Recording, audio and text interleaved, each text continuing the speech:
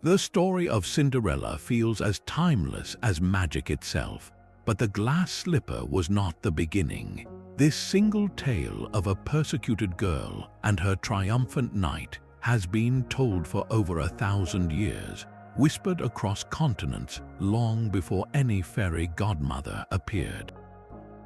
We are going on a quest to trace this story to its ancient and mysterious origins. You will discover a global map of Cinderella, finding her in the courts of Chinese emperors and the villages of Native American tribes. How did a story about a lost slipper survive for so many centuries in so many different cultures? What is the one thing that all these ancient versions share in common? Scholars have documented more than 700 distinct versions of this story from nearly every corner of the globe. From the icy landscapes of Scandinavia to the sun-baked plains of Africa, from the islands of the Philippines to the coast of North America, cultures everywhere have told their own tale of a young woman, a lost slipper, and a triumphant recognition. This is not a coincidence. Such staggering universality points to something profound in our shared human psyche. A story so fundamental it either sprang up independently in isolated communities or was carried along the trade routes of the ancient world, changing its clothes to suit each new land it entered. The magic lies in its resilient core, a plot so powerful it survives every retelling. No matter the local flavor, 4 essential ingredients remain constant. We have the persecuted heroine, an innocent girl mistreated by her own family. We have the magical intervention, whether from a fairy godmother, a talking animal, or the spirit of a dead mother. There is always the lost item, most famously a slipper that becomes the key to her identity. And finally, there is the royal recognition, a moment where her true worth is revealed to a powerful suitor. Now, with this ancient blueprint in hand, we can begin our real search. We must look back far beyond the French salons of Charles Perrault or the German forests of the brothers Grimm, and see if we can find this same story etched into the oldest texts we possess. Our journey back in time takes us to 9th century China, to a story recorded by a man named Duan Chengxi. This is the tale of Ye Xian, a girl whose name would be forgotten for over 1,000 years, yet whose story is unmistakably Cinderella. Ye Xian was intelligent and skilled at pottery, but after her father died, she was left at the mercy of a cruel stepmother and stepsister. They forced her to do the hardest chores, and she lived a life of hardship with only the memory of her own mother to comfort her. But her mother's spirit had not abandoned her. It resided in a beautiful 10-foot-long fish with golden eyes, a magical creature that would appear in the pond whenever Ye Xian came near. This fish was her companion and confidant, the only source of kindness in her difficult life. Her stepmother, consumed by jealousy, discovered the fish. She tricked Ye Xian, caught the magnificent creature, and cooked it for dinner. Ye Xian was utterly heartbroken, her one comfort gone. Yet from this despair came a new form of magic. A mysterious old man, perhaps a spirit himself, appeared to the weeping girl. He told her not to grieve, for the fish's bones were buried in the dung heap, and they held a powerful magic.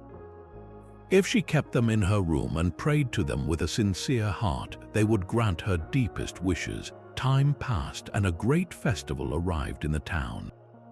It was not a royal ball, but a vibrant local gathering where young people hoped to meet their future spouses. Ye Xian's stepmother and stepsister dressed in their finest clothes and forbade Ye Xian from attending, ordering her to stay home and guard the fruit trees in the garden. Once they were gone, Ye Xian went to the fish bones. She wished for clothes to wear to the festival. Instantly, she was clothed in a magnificent robe of kingfisher feathers and a pair of stunning slippers made of solid gold. She slipped away to the festival, moving with a grace and beauty that turned every head. But her stepmother grew suspicious. Fearing she might be recognized, Ye Xian panicked and ran for home, rushing so quickly that she lost one of her priceless golden slippers. When her family returned, they found Ye Xian asleep in her rags, hugging a tree with no sign of her glorious outing. Meanwhile, the lost slipper had been found by another party. It was brought to a powerful king who ruled a nearby island. He was captivated by the tiny, exquisitely crafted shoe. He ordered all the women in his kingdom to try it on, declaring he would marry the one whose foot fit perfectly. The slipper was tried on countless feet, but it fit no one. It was either too long or too wide. The search expanded, eventually leading the king's men to Ye Xian's home. Her stepsister tried desperately to force her foot into the slipper, but it was useless. Then, from the shadows, Ye Xian stepped forward. When she put on the golden slipper, it was a perfect match. She then produced its pair from her clothing, and when she put on the feathered cloak, her true radiance was undeniable. The king recognized her immediately, not just by her foot, but by her beauty and dignity. He married her and took her to his kingdom, while her cruel stepmother and stepsister met a fitting, though harsh, end. The fish bones, their magic now complete, were lost to the waves, their purpose fulfilled.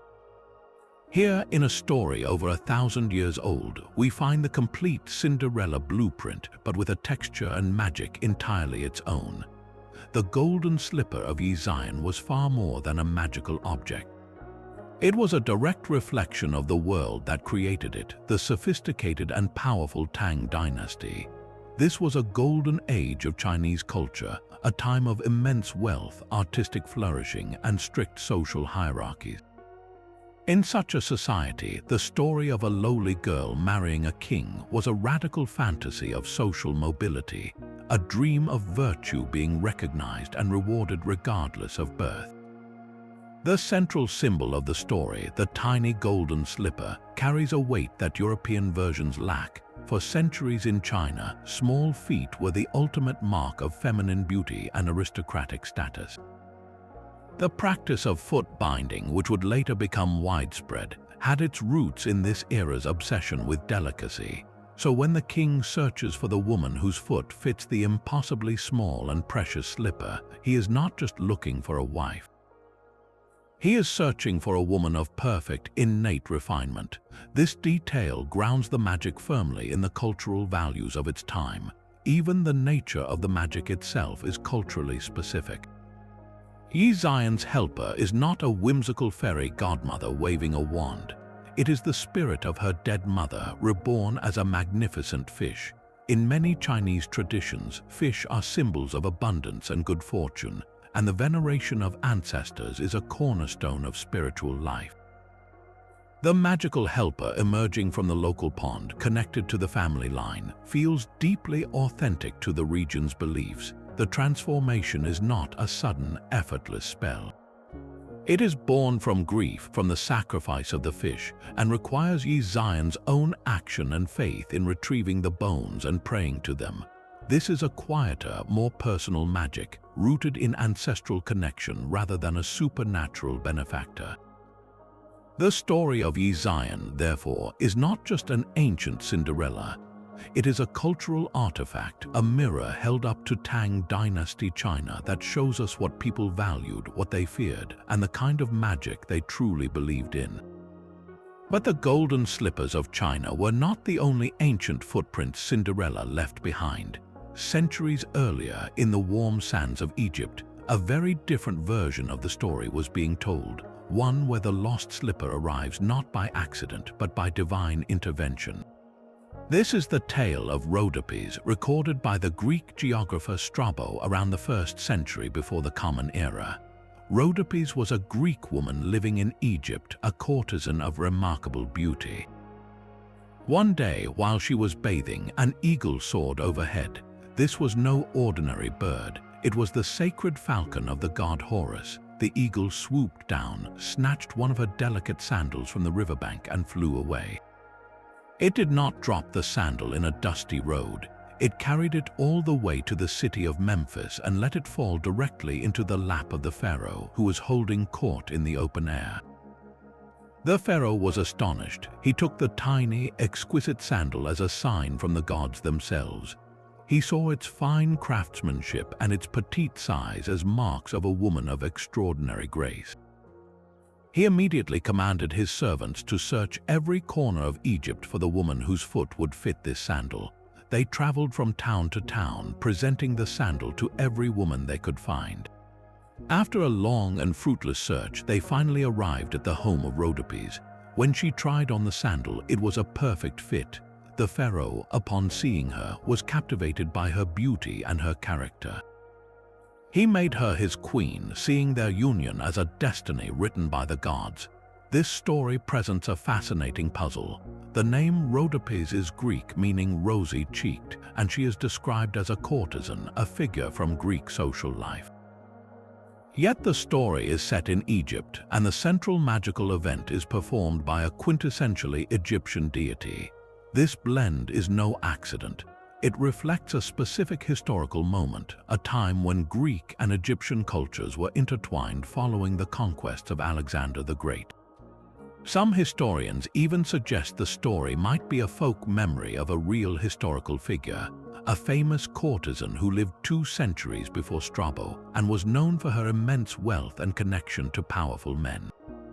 The most intriguing aspect of this version is the complete absence of a cruel stepmother or any persecution at home. Rhodopis's hardship is implied by her status as a foreigner, but her central conflict is not with her family. It is with distance and obscurity. The magic does not transform her or give her a single night of glory.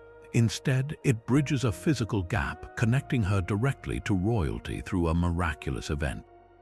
The slipper is not lost in a panic. It is delivered as a message. This shifts the story's theme from one of domestic injustice to one of divine fate. It suggests that true worth, recognized by the gods, cannot be hidden, no matter where you are. The eagle, acting as the hand of destiny, ensures that the right person is found, making this one of the most spiritually charged and culturally layered versions of the Cinderella story ever told. The story of Rhodopis blurs the line between folklore and history in a way few other versions do. Was this Egyptian Cinderella a real person?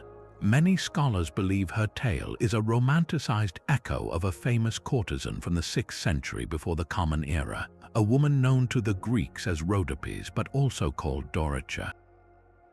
Historical fragments suggest she was a Thracian woman, a slave freed by the brother of the poet Sappho, who became a celebrated and wealthy figure in the city of Naucratis. Her legendary wealth was said to be so great that she dedicated iron spits for roasting oxen at the Temple of Delphi, a kingly offering from a former slave. This historical Dorica was also linked by later writers to Pharaoh Amoses II, a ruler known for his alliances with Greek states. This connection sparks a compelling theory.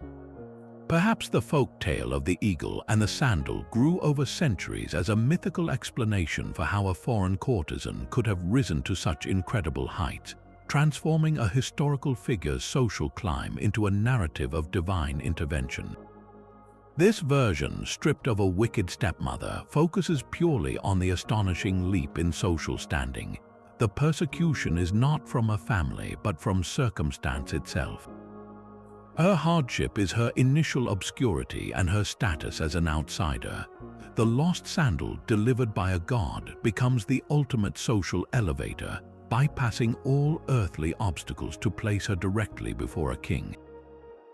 It is a story not about overcoming cruelty at home, but about destiny recognizing hidden worth across vast distances.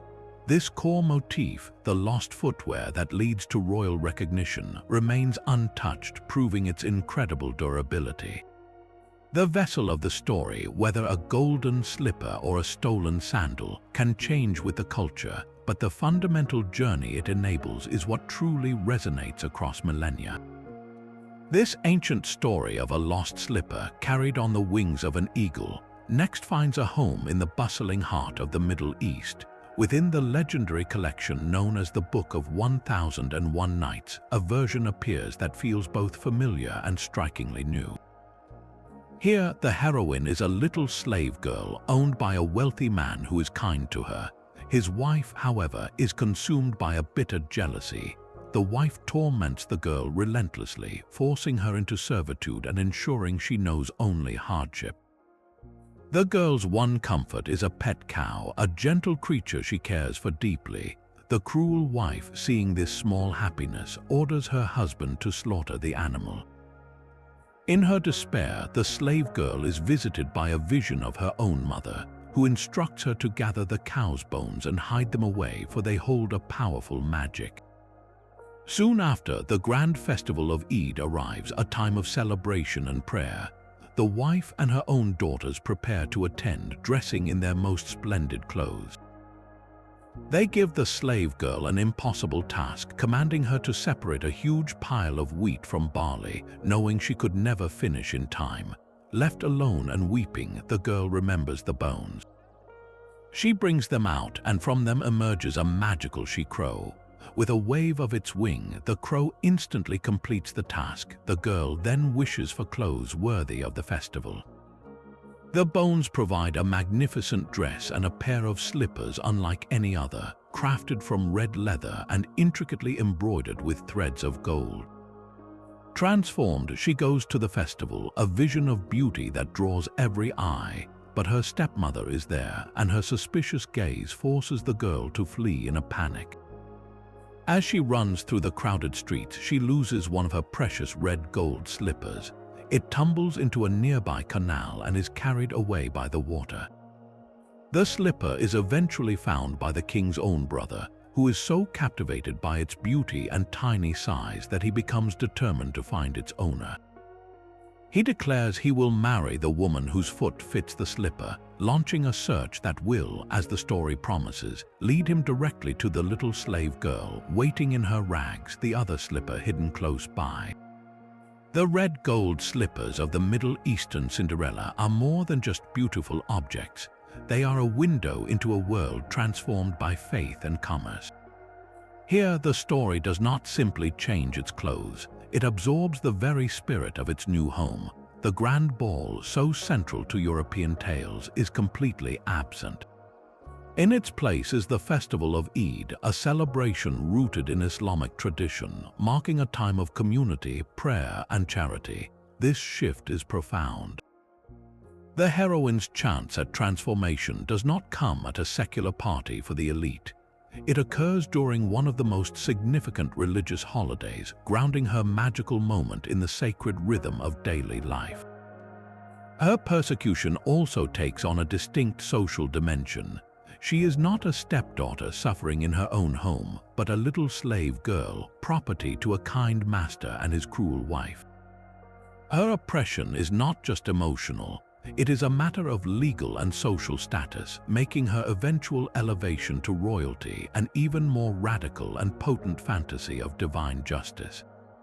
Her magical helper beautifully merges old and new beliefs. The cow's bones, which hold the transformative power, echo the ancient animistic traditions that existed before the rise of major world religions.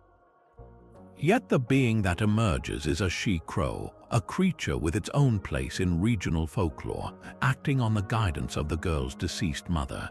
This blend of ancestral spirit and local magic shows how the story's core elements were preserved by being woven into the existing cultural fabric. This version of Cinderella could only have emerged at the crossroads of the world. The bustling trade routes that connected China to the Mediterranean were not just for silk and spices. They were highways for stories. As merchants and travelers moved, they carried tales with them like precious cargo. The story of the lost slipper, having traveled from the Far East, would have found a receptive audience in the vibrant, cosmopolitan cities of the Middle East. There, storytellers adapted it, replacing a Chinese emperor with a local king, a golden slipper with red leather embroidered with gold, and a spirit fish with a magical crow. This was not a case of a story being diluted. It was a story being reborn, its universal heart beating in time with a new culture. It proves that a great story is not a rigid statue, but a living seed that can grow in almost any soil, taking on the unique colors and scents of its new home. While the red gold slipper was enchanting listeners in the Middle East, the story was already taking a much darker turn on its journey into Europe. We find this grim evolution in the work of an Italian author and courtier named Giambattista Basile. His collection of tales, published in 1634 and titled Lo Canto dei Conti, contains a version called La Gatta Cenerentola, which translates to the Cinderella cat. This is not the sanitized fairy tale you might know. Basile's story is raw, strange, and steeped in a world where magic and brutality walk hand in hand. The heroine here is named Zezolla. She is the beloved daughter of a prince, but her happiness is shattered when her mother dies. In his grief, her father is easily manipulated by Zezolla's own governess, a woman who presents a facade of kindness. Zezolla, desperate for a mother figure, is convinced by this governess to ask her father to marry the woman. The prince agrees, believing it will bring stability to his household. Yet the moment the governess becomes the new princess, she reveals her true nature. She moves her own 6 daughters into the palace, and together they systematically strip Zezolla of her status, her fine clothes, and her dignity. They force her to work in the kitchens from dawn until dusk. Her only refuge becomes the hearth, where the ashes and cinders coat her, earning her the mocking nickname, the Cinderella cat. But the true darkness of this version lies in its opening act. Before the new stepmother even arrives, the original cruelty is far more direct. It is this very governess who, in a shocking act of violence, murders Zezolla's first stepmother at the girl's own instigation. In a twisted moment of manipulation, the governess convinces the young Zezolla that her first stepmother is mistreating her and suggests a brutal solution. She tells Zezolla to lift the heavy lid of a large chest and ask her stepmother for help, then let it drop. Zezolla, naive and trusting, does exactly that, breaking her stepmother's neck. This immediate physical violence establishes a tone far removed from the spiritual fate of Rhodopis or the ancestral magic of Ye Xian. Here, the wickedness is not a simple character trait. It is an active, murderous force that the heroine is tragically complicit in, a stark reminder that these old stories were not always meant for children. The magic that follows feels equally primal. Zezolla's helper is not a fish or a cow, but a date tree grown from a shoot given to her by a magical dove. To receive her transformation, she must chant a spell to the tree. "O my golden date tree, with a golden broom I sweep you, to the fairies I commend you, clothe me from head to toe." From the tree, a fairy emerges to dress her in breathtaking silks and a stunning carriage. This is a wilder, earthier magic born from the soil of Italy, and it sets the stage for the story's final, chilling twist. The magical date tree in Zezolla's story is not a gift from a kind spirit. It grows from a shoot given to her by the very governess who orchestrated a murder, a detail that twists the idea of a magical helper into something far more ambiguous. To receive her finery, Zezolla must chant a spell directly to the tree, a raw incantation that feels more like a witch's ritual than a fairy godmother's blessing. Her reward for this earthy magic is a transformation of stunning opulence, culminating in a carriage and a pair of slippers made not of glass or gold but of cork. This humble material, so common in the Mediterranean world, grounds the fantasy in the reality of everyday life.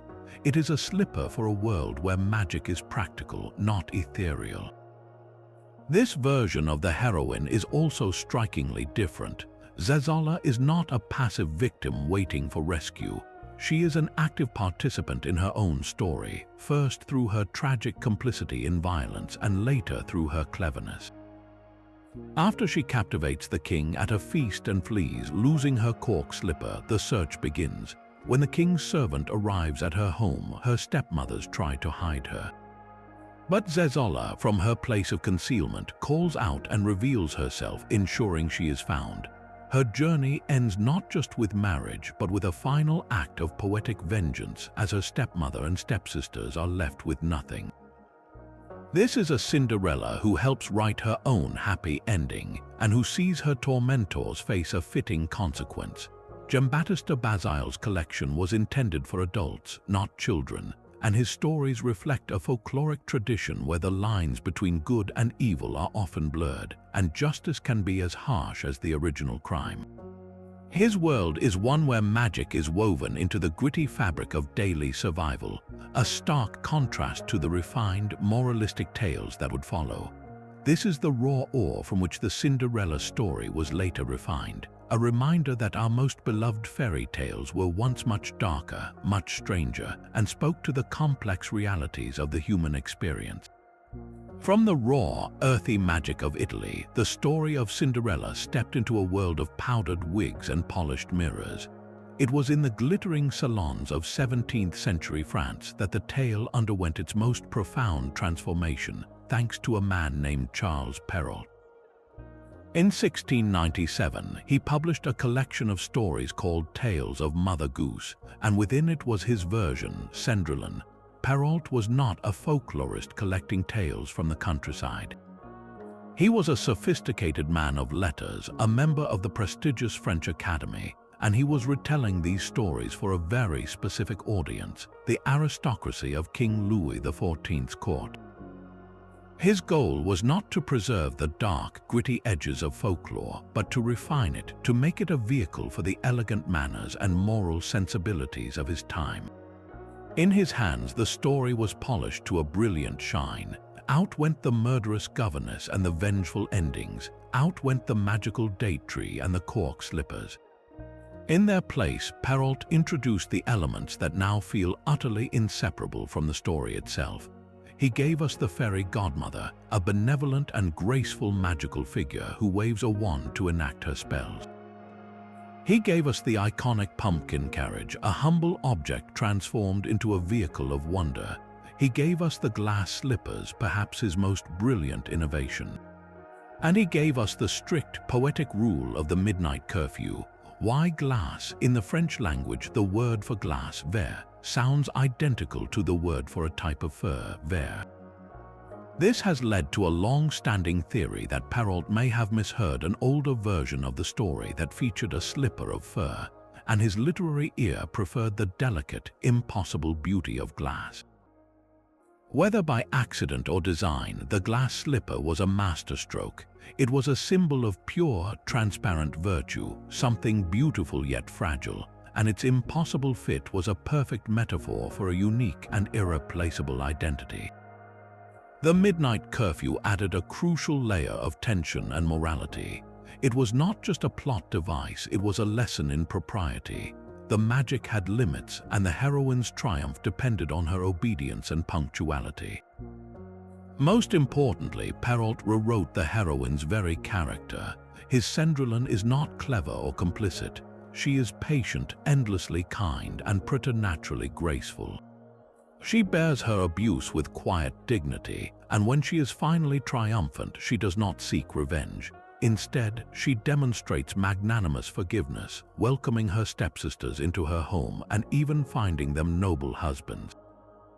This was a Cinderella tailor-made for the French court, a story where good manners and inner grace are the ultimate magic, and where the reward is not just a crown but the moral high ground. Perrault had sanded away the story's rough, wild edges, creating a sparkling gem of a tale that would captivate the world for centuries to come. Perrault's Cinderella was a mirror for the French court, and its reflection would shape the world's imagination for centuries. His decision to transform the slipper from fur to glass was more than a linguistic quirk. It was a stroke of genius. Glass is both dazzling and fragile, transparent and unyielding. It cannot be stretched or forced to fit, making it the perfect symbol for a unique and irreplaceable identity. This single change elevated the story from a folk tale about social climbing to a moral fable about inherent, recognizable virtue. But Perrault's most enduring legacy was the character he crafted. His Cinderella was not just kind, she was passive. Her ultimate virtue was her unwavering patience and her ability to endure cruelty without complaint.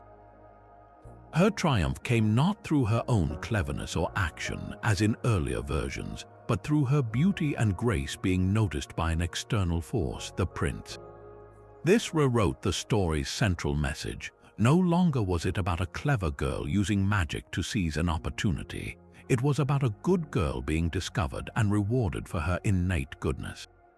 This emphasis on passive virtue and physical beauty as the keys to a woman's salvation became the template for countless retellings. It set a cultural standard that echoed through the ages, influencing everything from Victorian storybooks to the dawn of cinema. And its most powerful expression arrived in the middle of the 20th century, with a film that would cement this version in the global consciousness. Walt Disney's 1950 animated masterpiece did not draw from the dark forests of the brothers Grimm or the earthy magic of Basil. It was Perrault's version through and through. The beautiful and gentle heroine, the pumpkin carriage, the fairy godmother, and of course the glass slipper all came directly from the French courtier's pen. Disney amplified Perrault's vision, wrapping it in beautiful animation and unforgettable music, but the core message remained intact. Cinderella's goodness was her primary attribute, and her reward for enduring hardship was rescue by a prince. This adaptation, seen by millions around the world, made Perrault's version the definitive one, unconsciously shaping our understanding of what a fairy tale should be and what a heroine should be like for generations. The quiet, patient, beautiful Cinderella became the archetype, a standard so powerful it would take decades for new versions to rediscover the clever, active, and resilient heroine who had existed for over 1,000 years before. While Perrault was polishing the story for the French court, a very different kind of collection was taking shape in the forests of Germany. The brothers Grimm, Jacob and Wilhelm, were not courtiers. They were linguists and folklorists, driven by a patriotic mission to gather the authentic, ancient stories of the German people before they were lost to modernization. Their version, published in 1812 and titled Aschenputtel, strips away the French elegance and returns the tale to its raw, folkloric roots. This Cinderella does not live near a hearth of cinders, but among the ashes themselves, her name a direct echo of her grimy reality. Her story begins not with a dying mother's gentle blessing, but with a direct promise made at a graveside. As her mother lies dying, she tells her daughter to be good and pious, and she will watch over her from heaven. True to her word, the mother's spirit inhabits a small tree that grows from a hazel twig the girl plants on her grave, watering it with her own tears. This is not the whimsical magic of a fairy godmother. It is a solemn, profound magic born from grief, faith, and the sacred bond between mother and child. The hazel tree becomes the heart of the story, the source of all transformation and ultimately of a fierce, unforgiving justice. When Aschenputtel weeps and prays beneath its branches, a white bird appears in its boughs, ready to grant her wishes. It is this bird, an agent of her mother's spirit, that provides her with the magnificent dresses of gold and silver for the three-night festival. There is no pumpkin carriage or talking mice. The magic here is elemental, connected to the earth, the dead, and the creatures of the air. The prince is captivated not by a single night of glory, but by her repeated, mysterious appearances. And when she flees, she does not lose a slipper by accident. The prince, desperate to keep her, has the palace stairs smeared with pitch, a sticky tar that traps one of her golden slippers as she escapes. This is a practical, almost brutal solution, a stark contrast to the delicate midnight rule of Perrault's version. The search for the foot that fits the golden slipper is where the Grimm brothers fully embrace the story's darker heritage. The stepsisters are not merely unpleasant, they are vicious and willing to mutilate themselves to achieve their goal. Urged on by their mother, one sister cuts off her own toes to force her foot into the slipper. The other slices off a part of her heel. Each time they trick the prince into leading them away, only for the white bird in the hazel tree to expose their deception, singing a warning. Look again, there's blood in the shoe. The true bride waits for you. It is only Aschenputtel, whose foot slips perfectly into the slipper, who is recognized as the true bride. But the story does not end with a wedding and forgiveness. The brothers Grimm deliver a punishment of biblical ferocity. As Aschenputtel walks to the church for her wedding, two doves fly down from the hazel tree and peck out one eye from each of the stepsisters. And as they return from the church, the doves return to peck out their remaining eyes, leaving them blind for the rest of their days as punishment for their wickedness and deceit. This is the world of authentic folklore, where justice is not about magnanimous forgiveness, but about a brutal, cosmic balance. The helpers are not benevolent fairies, but the spirits of the dead and the creatures of nature, enacting a will that is both protective and ruthlessly vengeful. The Grimm brothers' Cinderella does not rise from cinders but lives within them, her name Aschenputtel, a testament to her life of grime and toil. This version, collected from the oral tales of German peasants, was never meant for courtly entertainment. It reflects a world where hardship was a constant companion and justice was not a matter of polite forgiveness, but of raw, elemental retribution. Where Perrault gave us a fairy godmother, the Grimms give us a ghost. The story begins not with a wish but with a deathbed promise. Aschenputtel's dying mother tells her to remain good and pious, and she will watch over her from heaven. The girl plants a hazel twig on the grave and waters it with her tears until it grows into a mighty tree. This is not a convenient spell, it is a sacred covenant. The magic that transforms Aschenputtel's life springs directly from this well of grief and devotion, a power rooted in the earth and the memory of a lost parent. When she needs help, she does not call upon a whimsical benefactor. She goes to her mother's grave and cries out her sorrows beneath the branches of the tree.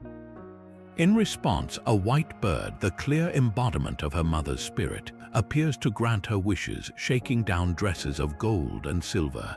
This is a deeply personal, spiritual form of aid, born from love and loss rather than a random act of supernatural charity. The entire story is steeped in this connection to the natural and spiritual world. Think of the prince's method for catching her.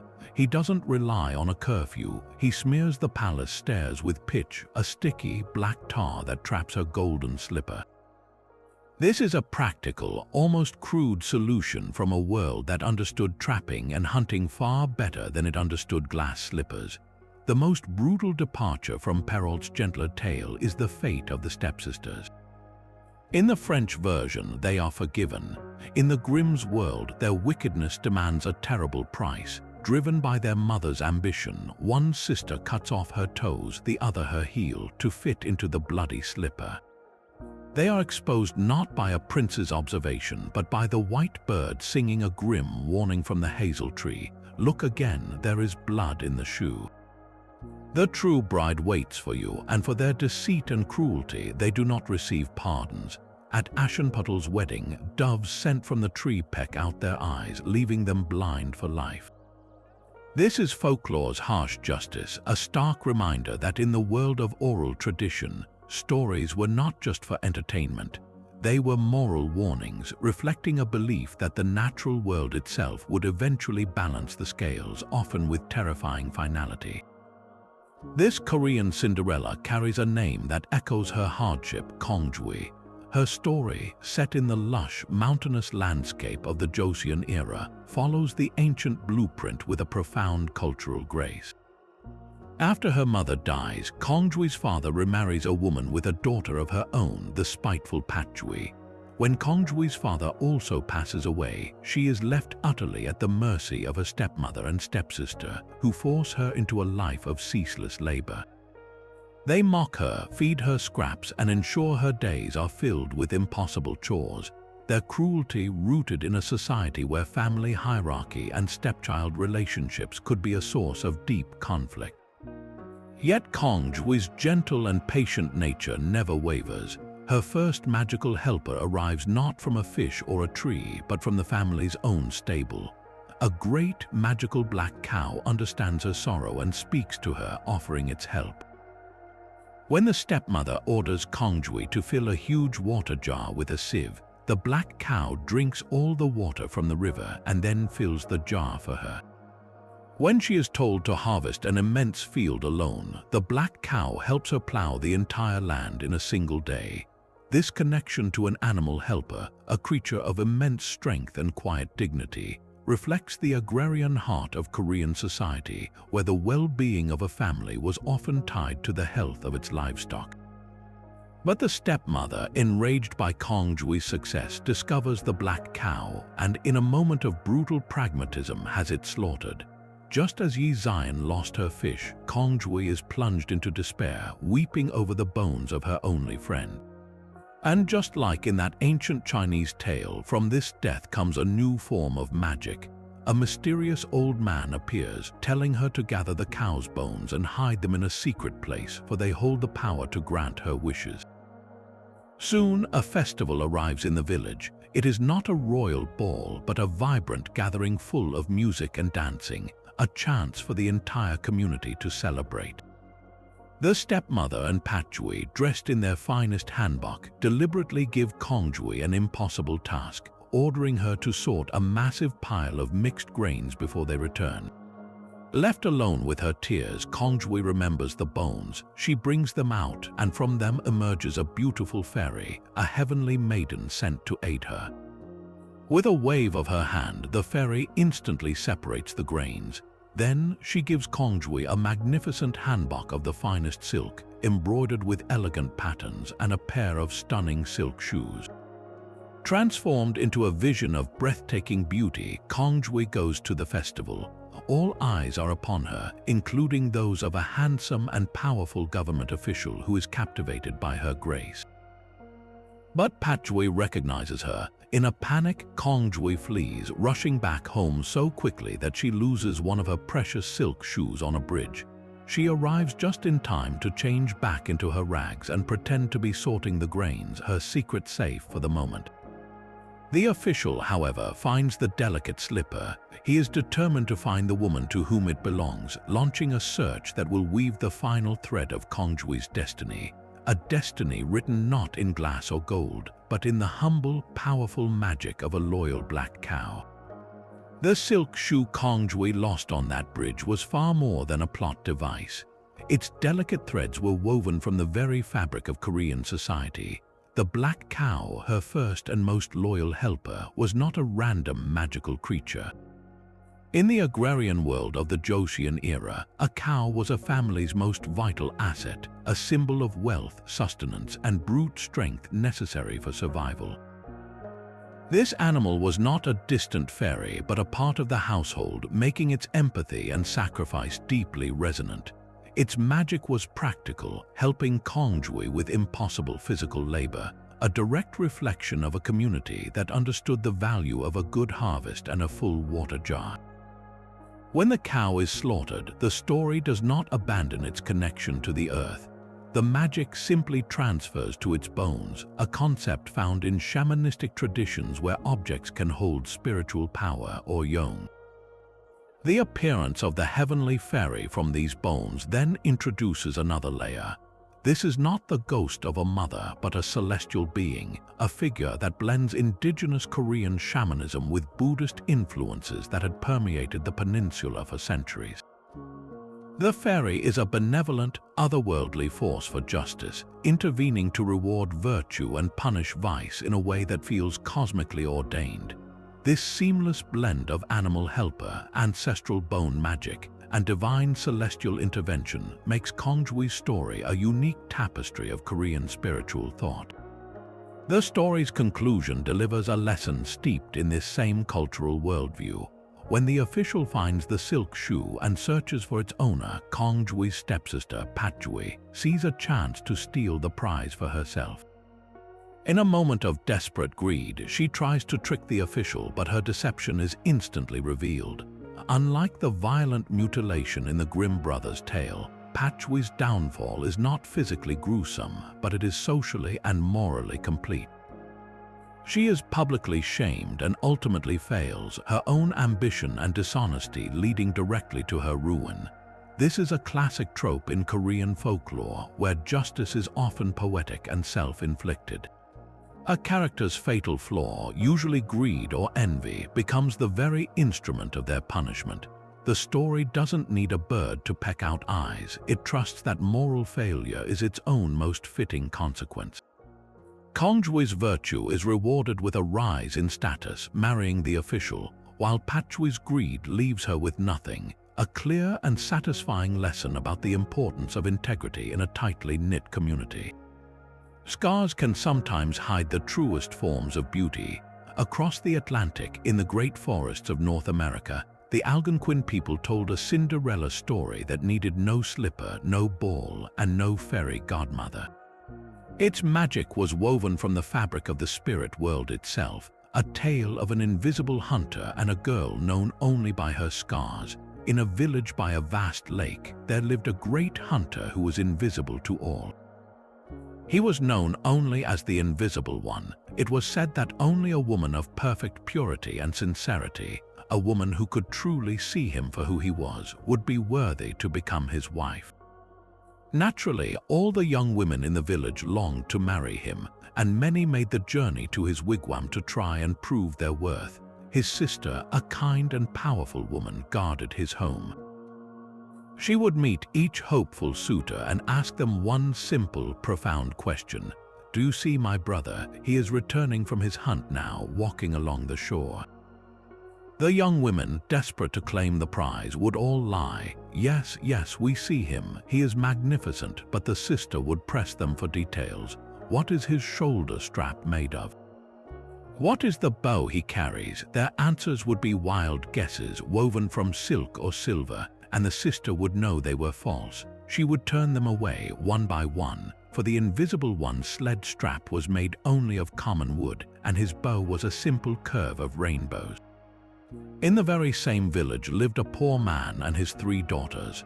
The 2 eldest were cruel and vain, and they treated their youngest sister with terrible brutality. They forced her to sit in the ashes and cinders by the fire, and when she would try to warm herself, they would push her forward, burning her face and arms with the embers until she was covered in terrible scars. They mocked her and called her the rough-faced girl. Yet despite this torment, her spirit remained gentle and her heart pure. When her 2 older sisters decided they would try to win the Invisible One, they demanded fine clothes and necklaces from their father. They dressed in their best buckskin and beads and set off for the hunter's wigwam. The sister asked them the fateful question, and they both lied, only to be shamed and sent away.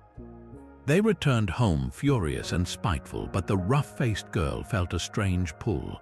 She told her father she wished to go and see the Invisible One. Her sisters laughed at her, asking who would ever want to look upon her scarred face. But her father, seeing the sincerity in her eyes, helped her. He went to a nearby chief and traded for fine clothes and moccasins, and he gave her beautiful shells and beads from the family's most precious possessions. Yet the rough-faced girl did not put them all on. She took the finest clothes and burned them in the fire, using the ashes to make a sacred paint. She adorned herself not to hide her scars, but to honor her journey. When she arrived at the wigwam, the sister saw her scarred face and humble demeanor, and she asked her the same question. "Do you see my brother?" The rough-faced girl looked toward the shore, and her face lit up with a gentle wonder. "Yes," she said, "I see him, and he is wonderful." The sister, intrigued, asked for details. "What is his sled strap made of?" The girl replied, "It is made of the rainbow." "And what is his bowstring?" She answered, "It is made of the Milky Way, the path of souls." The sister knew immediately that this was the true one. She led the rough-faced girl to the water, and as she washed her, all the scars washed away from her body, revealing a beauty that had always been there, hidden beneath the wounds. The Invisible One made her his wife, for she was the only one who had ever truly seen him. Her purity was not in her unblemished skin, but in her clear and honest sight, a virtue that healed her completely and granted her a love that was, until that moment, invisible to the world. The rough-faced girl's story strips the Cinderella tale down to its most profound elements. Here, the prince is not a man of royal blood, but an invisible hunter, a spirit of the natural world. The test is not about the size of a foot, but the clarity of a soul. Her stepsisters fail not because their feet are too big, but because their hearts are clouded by lies and vanity. They see an opportunity for status, and so they invent a vision to claim it. the rough-faced girl succeeds because her painful life has burned away all pretension, leaving her with the one quality that matters: genuine perception. She does not see a prince adorned with riches, but a spirit whose bowstring is the Milky Way and whose sled strap is a rainbow. Her sight is a form of spiritual purity, an inner beauty so potent it becomes a physical cure, washing the scars from her body. This is a transformation of a completely different order. European Cinderellas are transformed by magic for a night, their true beauty hidden beneath rags until an external spell reveals it. For the rough-faced girl, the magic does not create her beauty. It simply unveils what was always there, concealed not by cinders but by the wounds inflicted by others. Her healing is the ultimate recognition, a moment where the world finally sees her as the invisible one sees her, not for her scars but for her sight. This version proves the story's framework is not about slippers and balls at all. It is a vessel for a culture's deepest values, where French aristocracy prized delicate beauty and obedience, and Korean society valued agrarian diligence and poetic justice. This Algonquin tale celebrates spiritual connection and truth as the highest forms of worth. The Cinderella story, in its endless journey, did not just change its clothes. It changed its very soul, proving that a story can be 1,000 years old and yet speak directly to the heart of what it means to be truly seen. The rough-faced girl's truth was her salvation, but a promise broken can unravel even the most beautiful magic. In the arid, red rock mesas of the American Southwest, the Zuni people tell a Cinderella story that serves not as a triumphant fantasy, but as a solemn lesson in responsibility. This is the tale of the Turkey Girl, a young orphan who lived on the outskirts of the village.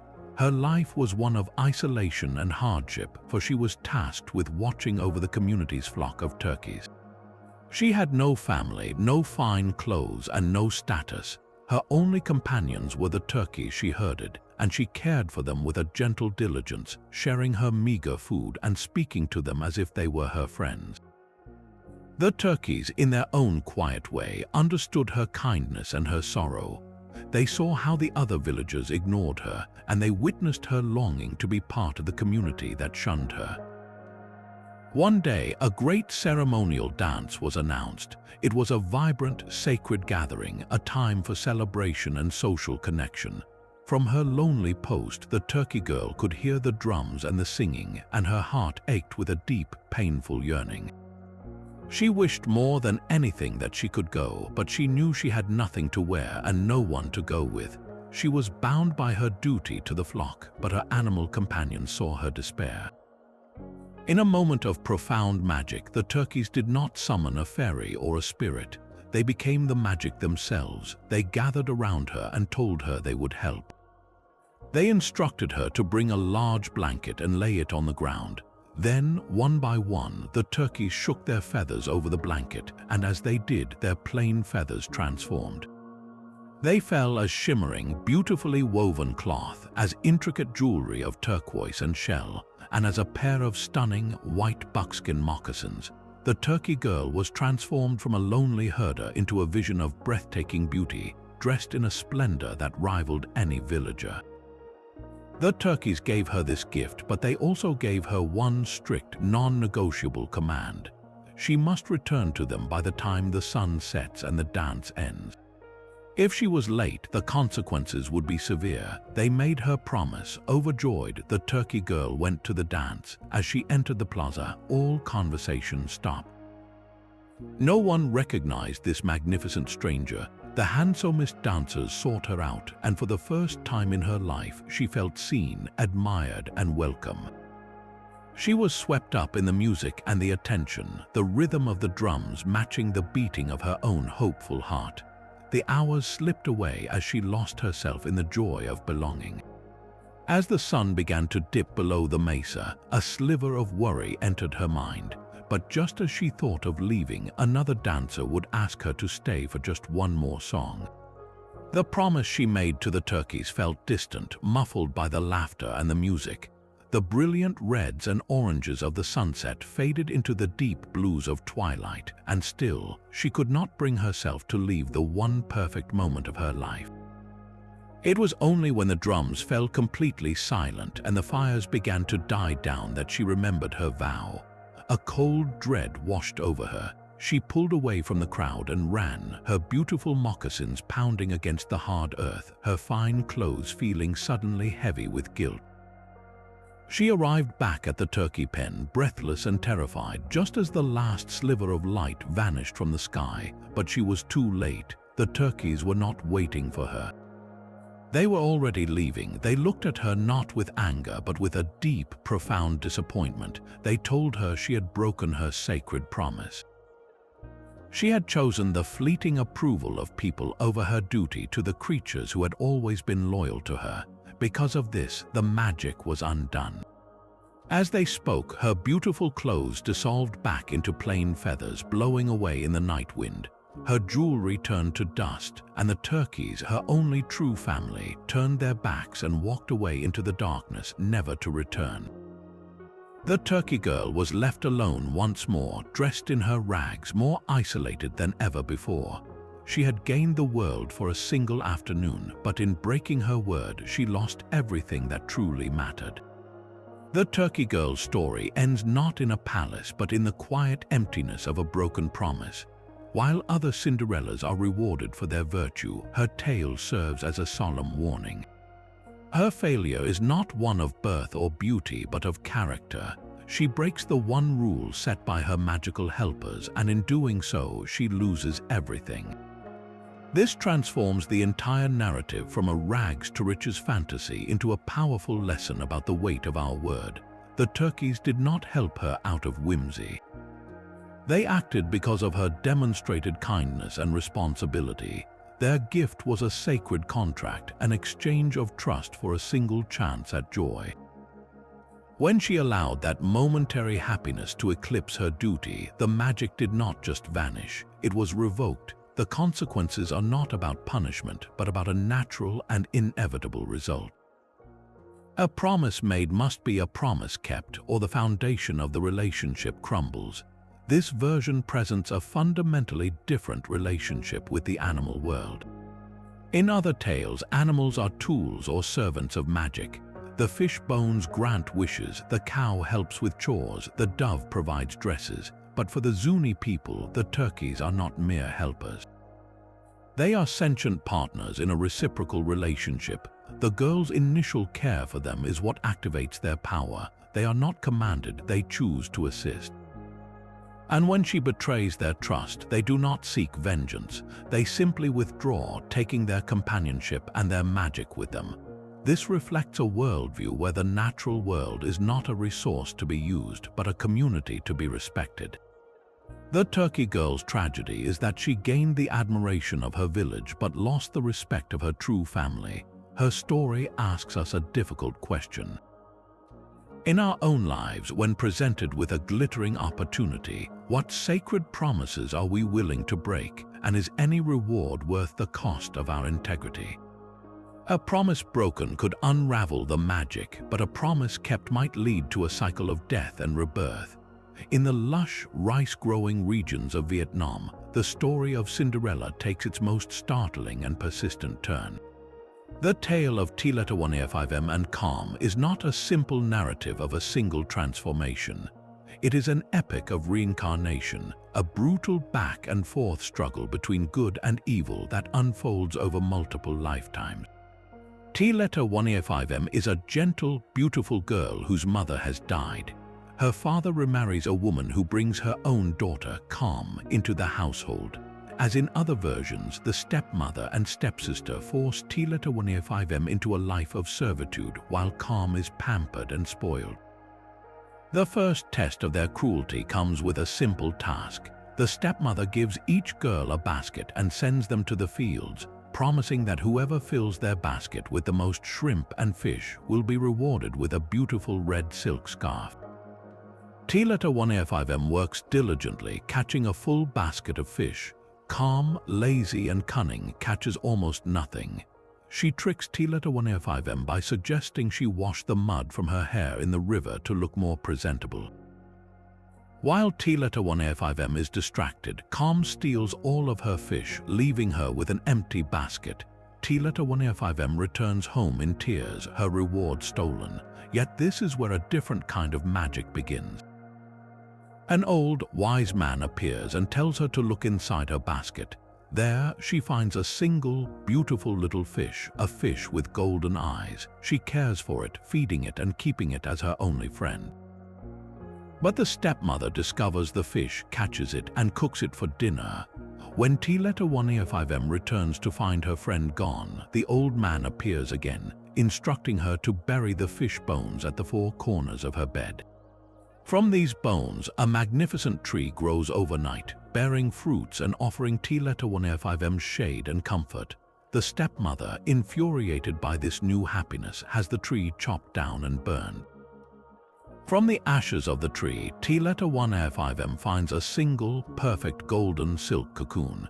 She hides it away, and from it, she is able to weave the most exquisite silk, a fabric of such beauty it catches the attention of the king himself during a village festival. She loses a slipper, he finds it, and she is chosen to become his queen. In most Cinderella stories, this would be the happy ending, but for T-105M, it is only the beginning of her trials.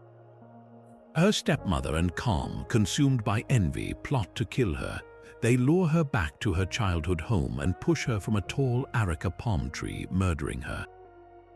They then disguise Calm in T-105M's royal clothes and send her to the palace to impersonate the queen.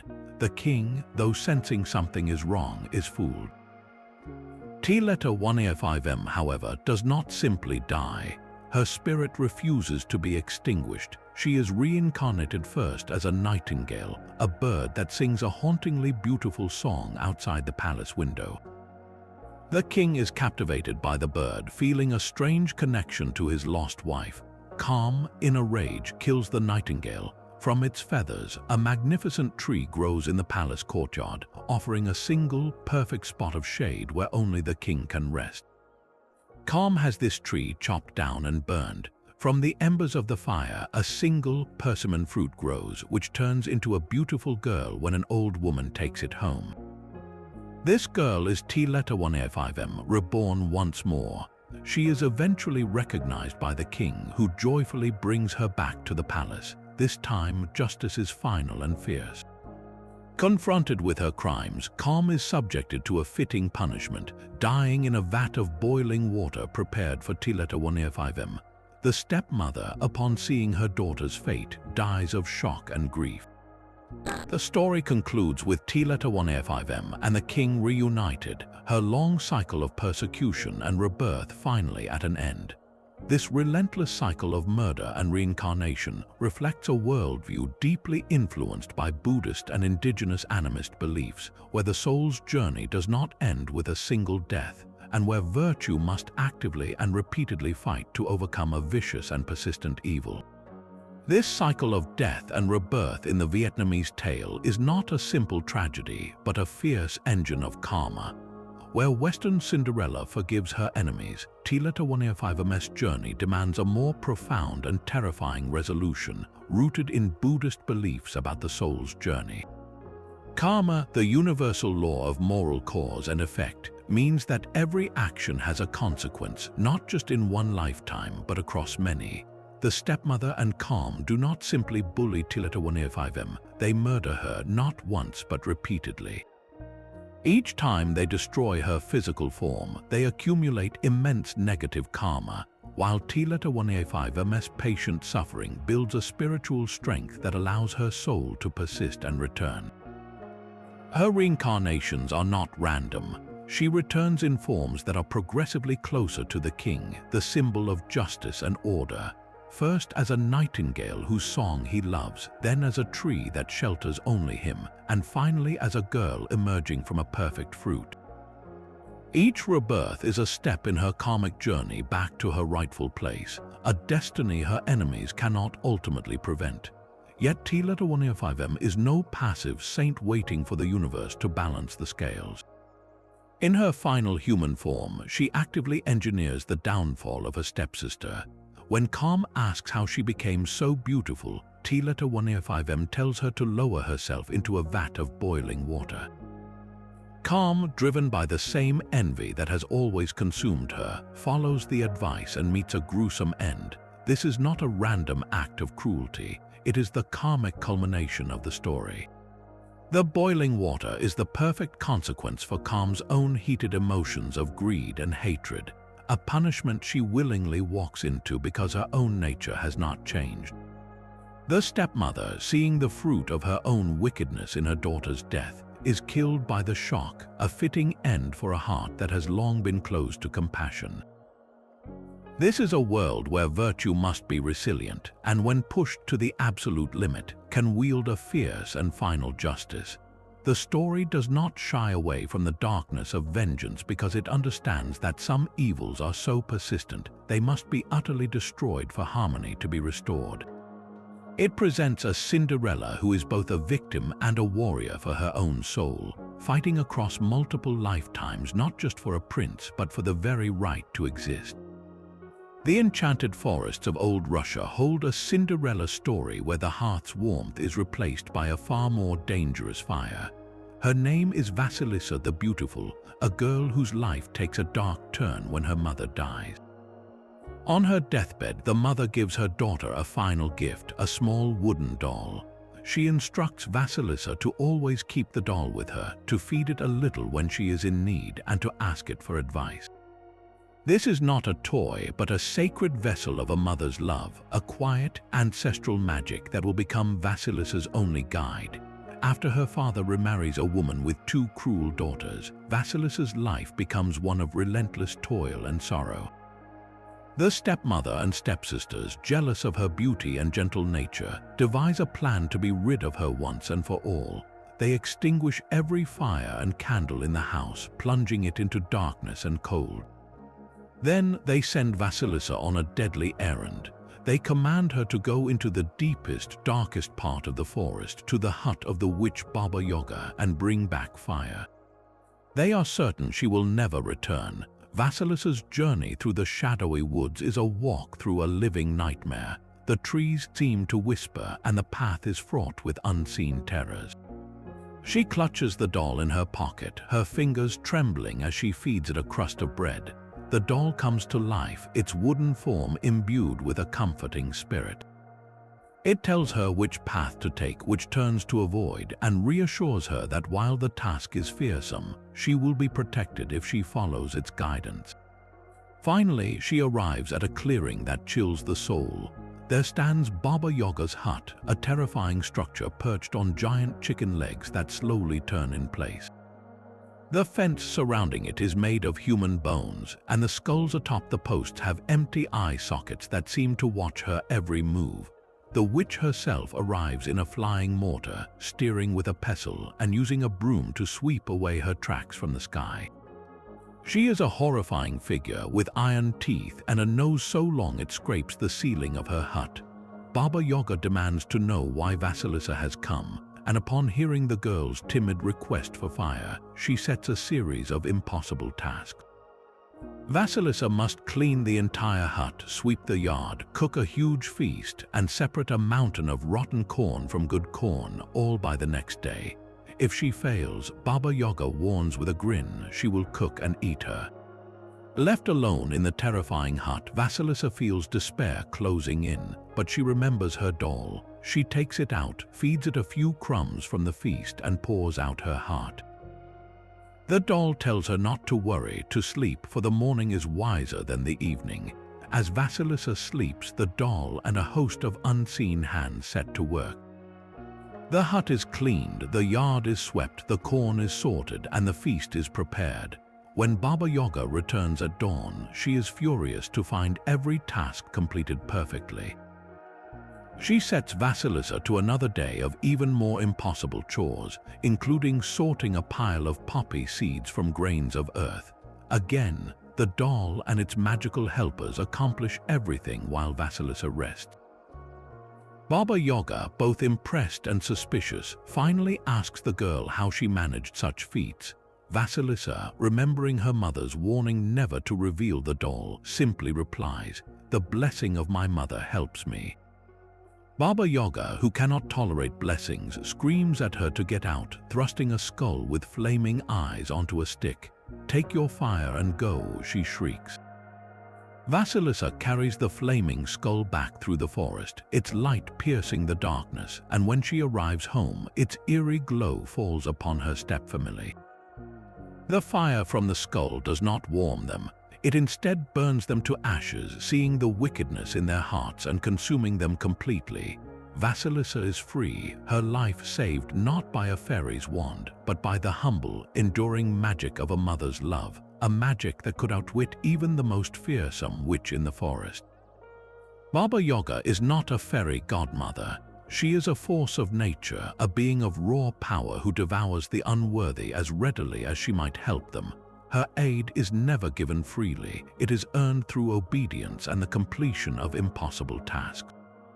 In this, she is the ultimate test. Vasilisa's journey to the witch's hut is a classic hero's quest, a descent into the underworld to retrieve a vital prize, which in this case is the fire of life itself. The Cinderella persecution at home is merely the prelude, the catalyst that sends the heroine on a much more dangerous and transformative journey into the unknown. The story masterfully grafts the familiar motif of the mistreated girl onto a darker, more archetypal framework, where the reward is not just a royal marriage, but a profound personal triumph over fear and darkness. And the key to that triumph is the smallest, quietest object in the entire tale. The magical doll is the story's true heart. This is not a wand-wielding external benefactor. It is a direct link to Vasilisa's dead mother, a tangible piece of her ancestral lineage. The magic it provides is not flashy or transformative in the usual sense. It does not conjure ball gowns, it offers guidance. It whispers which path to take in the dark woods. It advises Vasilisa to sleep while the work is done, trusting that solutions will come with the dawn. This is a magic of intuition and inner wisdom, a quiet knowing passed down from mother to daughter.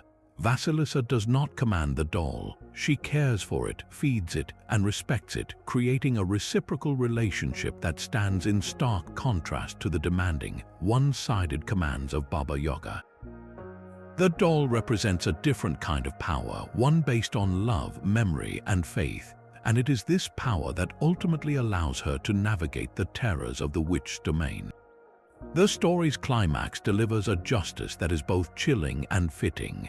The fire Vasilisa brings back is no ordinary flame. It is a magical fire from a skull, a light that sees the truth of people's hearts.